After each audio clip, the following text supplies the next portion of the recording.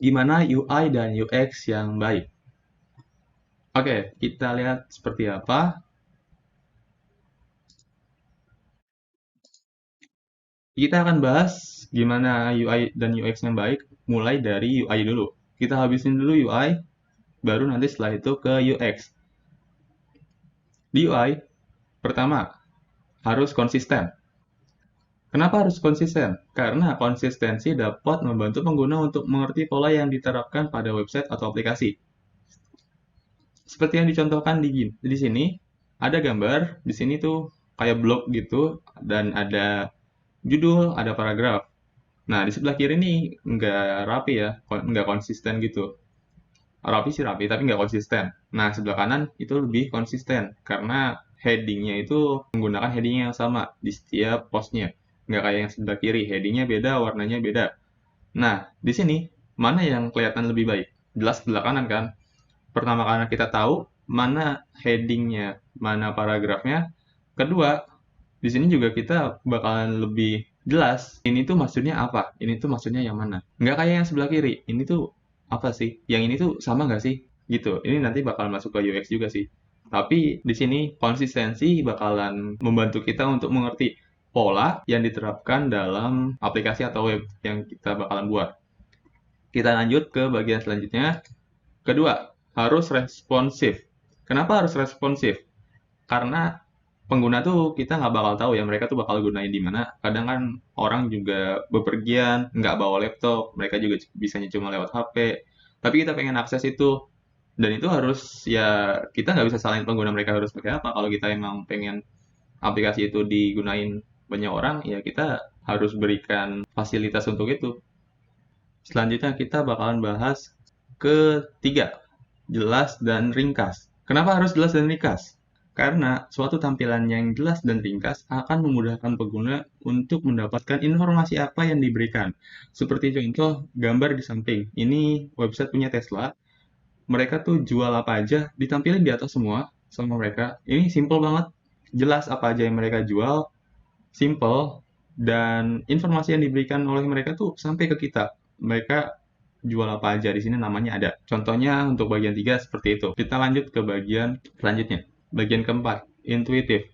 Desain intuitif secara sederhana artinya mudah dimengerti secara natural. Kita nggak harus butuh manual book untuk gunain aplikasi itu atau gunain website itu.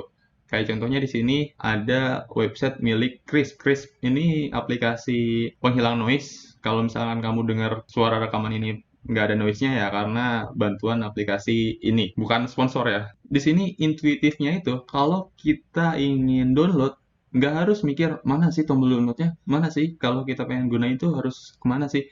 Ini tuh langsung ada dan langsung dua bagian. Di sini ada tombol yang ini dan ada tombol yang ini. Di pricing juga nanti padahal ada lagi. Dan itu benar-benar dapat dimengerti dengan mudah. Nggak harus baca panjang-panjang lebar-lebar, akhirnya nggak dapat apa-apa, dan kita nggak bakal gunain aplikasi itu. Kalau di sini, apa yang kita butuhin? Kita pengen gunain aplikasi, ya tinggal klik yang mana. Kalau kita pengen beli, tinggal klik yang mana. Itu mudah banget untuk digunakan. Oke, kita lanjut ke bagian selanjutnya. 5. Kontras warna yang baik. Dengan kontras warna yang baik, kita bakalan bisa dapat informasi atau dapat membaca apa yang ditampilin dengan lebih baik juga. Tanpa harus dijelasin, harusnya gambar ini sudah menjelaskan dengan sangat-sangat jelas. Mana yang bisa kita lihat, mana yang enggak. Ini cuma warna dasar dengan warna font. Biasanya yang lebih kompleks itu antara warna font dengan warna gambar backgroundnya. Itu biasanya developer tuh suka keliru di situ. Warna backgroundnya tuh gelap, warna fontnya hitam, ya nggak kelihatan dong. Itu sering banget. Terus juga ada yang warna backgroundnya terang, warna fontnya putih, itu nggak kelihatan juga. Dan itu nggak tahu kenapa pada suka aja gitu kayak gitu. Nah, dengan tahu materi ini, harusnya kita nggak usah atau nggak perlu melakukan hal yang sama lagi ya, seperti yang kemarin atau yang sebelumnya. Oke, kita lanjut ke bagian selanjutnya. Bagian 6, informasi yang terstruktur. UI harus mendukung informasi yang terstruktur. Kenapa harus terstruktur? Karena informasi yang terstruktur akan lebih mudah dipahami oleh pengguna.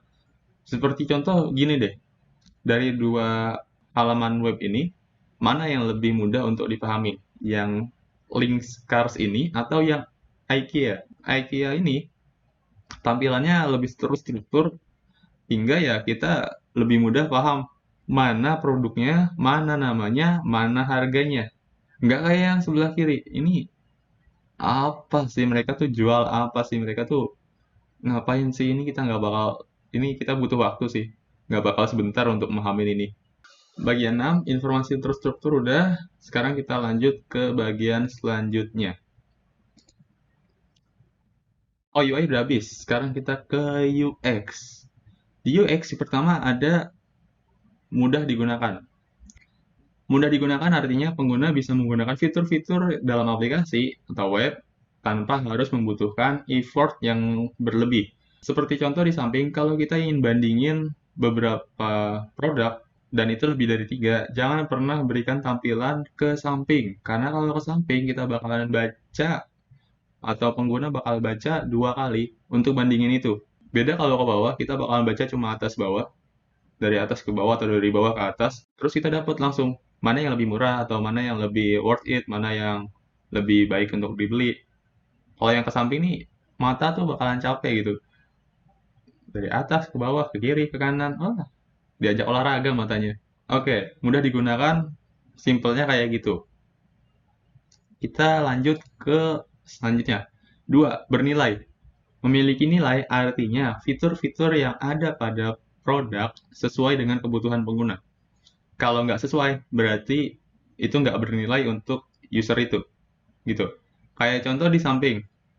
Di sini ada aplikasi Sleeping Fan. Ketika saya ngantuk dan saya ingin hal yang dingin gitu, berguna nggak buat saya? Nggak kan? Nggak akan berguna kalau saya butuhnya angin. Kalau saya butuhnya suatu hal yang meniup angin, itu nggak akan berguna. Tapi akan berguna kalau saya ingin dengar suaranya aja. Kadang orang tuh ada yang aneh gitu. Orang tuh tidur butuh suara kipas, tapi nggak butuh anginnya, cuma butuh suaranya aja. Nah, aplikasi ini bakal dibutuhin banget oleh mereka yang butuh suara kipas saat mereka tidur, walaupun mereka nggak butuh anginnya. Kayak gitu. Contohnya bernilai itu seperti itu. Ini berapa yang download? Banyak loh. Tapi yang komen nggak guna parah sih. Soalnya kan ya mereka harusnya tahu lah. HP itu nggak bisa ngeluarin angin tapi mereka masih aja ya komentar yang nggak bagus tuh kayaknya tuh ngasih ratingnya rendah banget padahal aplikasinya bagus dan mudah digunakan tapi ya memang sih kalau deskripsinya memberikan kesejukan nggak guna sih ini. Bagian ketiga, mudah untuk didapatkan. Sebuah produk yang bernilai harusnya mudah untuk didapatkan, mudah dibeli, dan mudah diunduh. Salah satu contohnya adalah Spotify. Kenapa Spotify? Karena dengan hanya mengklik linknya, kita bisa buka itu di mana aja, entah itu di aplikasi Android atau iOS, Windows, dan bahkan di browser. Itu bisa dibuka loh, baru tahu. Dan itu benar-benar, wah ini sangat-sangat mudah untuk didapatkan ya. Ini bukan sponsor, tapi emang sebagai contoh, kalau aplikasi kita ingin digunakan oleh banyak orang, ya harus mudah didapatkan seperti itu. Itu.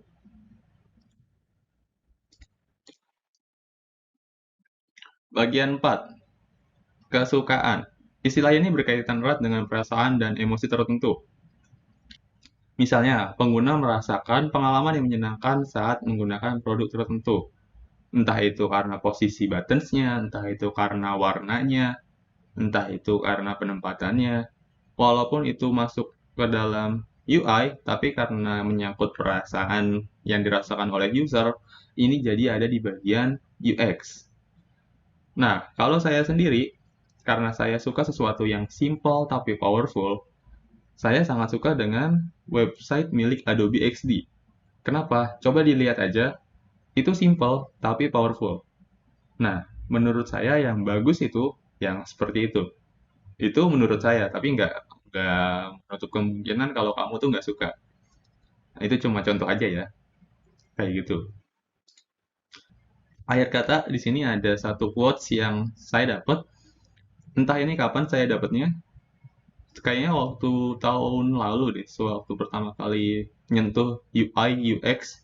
Di sini disebutin seni dapat dibilang bagus ketika kamu tidak bisa lagi menyingkirkan sesuatu dari karyamu. Atau bisa dibilang di sini tuh UI UX-mu itu bagus kalau kamu nggak bisa lagi menghilangkan apa aja yang ada di dalam aplikasimu itu. Jadi aplikasi itu harus benar-benar hanya dibutuhin aja. Nggak usah ada ornamen-ornamen pendukung yang nggak penting. Nah, kalau udah kayak gitu, baru aplikasi atau websitemu itu bagus. Itu dari saya, ini kontak saya. Terima kasih. Kalau ada pertanyaan, bisa langsung kirim ke email atau bisa kontak saya di LinkedIn. Akhir kata, terima kasih. Dan sampai jumpa lagi di lain kesempatan.